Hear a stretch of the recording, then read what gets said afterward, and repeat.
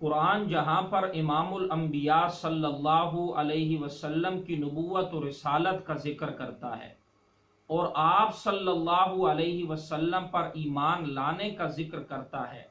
اور آپ صلی اللہ علیہ وسلم پر اترنے والی وحی کا تذکرہ کرتا ہے، وہیں پر بعض مقامات ایسے ہیں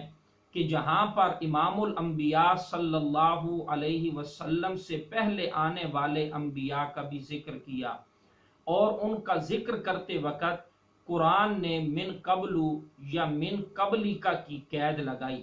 جو کہ اس بات کی دلیل ہے کہ آپ صلی اللہ علیہ وسلم کے بعد کسی جدید نبی نے اس دنیا کے اندر نہیں آنا، اور آپ صلی اللہ علیہ وسلم پر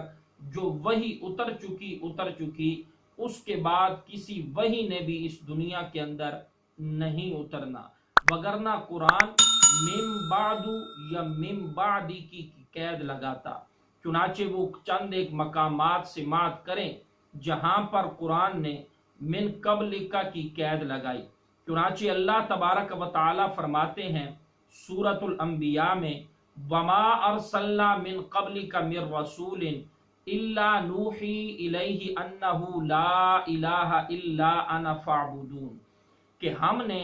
آپ صلی اللہ علیہ وسلم سے پہلے جو کوئی رسول بھیجا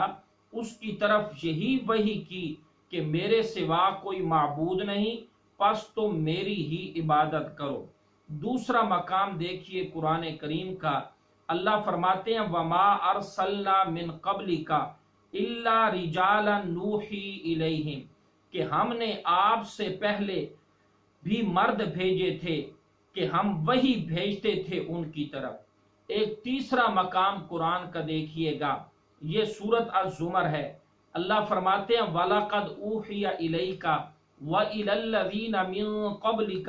لَئِنْ أَشْرَكْتَ لَيَحْبَطَنَّ عَمَلُكَ، بے شک آپ صلی اللہ علیہ وسلم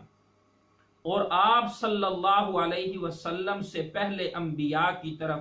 یہ وحی بھیجی گئی کہ اگر تم بھی شرک کرو تو تمہارے اعمال برباد ہو جائیں گے۔ چنانچہ ایک اور مقام دیکھیے، اللہ فرماتے ہیں وما ارسلنا قبلک من المرسلین، اور آپ صلی اللہ علیہ وسلم سے پہلے ہم نے جتنے رسول بھیجے وہ سب کے سب کھانا کھایا کرتے تھے۔ تو ناظرین، یہ جو چند ایک مقامات آپ نے قرآن مجید کے سماعت کیے، آپ نے غور کیا کہ اللہ تبارک و تعالی امام الانبیاء صلی اللہ علیہ وسلم کے علاوہ دیگر انبیاء کا جب تذکرہ کرتے ہیں تو من قبلک کے لفظ کے ساتھ ذکر کرتے ہیں یا من قبل کے لفظ کے ساتھ ذکر کرتے ہیں، جو کہ اس بات کی واضح دلیل ہے کہ آپ صلی اللہ علیہ وسلم کے علاوہ جتنے بھی رسول اور انبیاء ہیں وہ آپ علیہ السلام سے پہلے اس دنیا میں تشریف لا چکے۔ آپ صلی اللہ علیہ وسلم کے بعد کسی نئے نبی نے اس دنیا کے اندر نہیں آنا۔ چنانچہ ایک اور مقام دیکھیے قرآن کریم کا کہ جہاں پر اللہ تبارک و تعالی اہل ایمان کے اوصاف کا ذکر کرتے ہیں، اہل ایمان کی صفات کا تذکرہ کرتے ہیں، ان کا ایک وصف یہ اللہ کریم نے ذکر کی۔ اللہ فرماتے ہیں والذین یؤمنون بما انزل الیک وما انزل من قبلک، اور جو ایمان لاتے ہیں اس وحی پر جو اتاری گئی آپ کی طرف، اور ایمان لاتے ہیں اس وحی پر جو اتاری گئی آپ سے پہلے۔ اس آیت مبارکہ کے اندر صرف دو قسم کی وحیوں کا ذکر کیا گیا، ایک وہ وحی جو امام الانبیاء صلی اللہ علیہ وسلم پر اتاری گئی، اور ایک وہ وحی جو آپ صلی اللہ علیہ وسلم سے پہلے انبیاء کی طرف اتاری گئی۔ اور پھر آگے اللہ فرماتے ہیں اولئک علی ھدی من ربہم، جو لوگ انہی دو وحیوں پر ایمان لے کر آتے ہیں وہی لوگ اپنے رب کی طرف سے ہدایت پر ہیں، اور وہی لوگ آخرت میں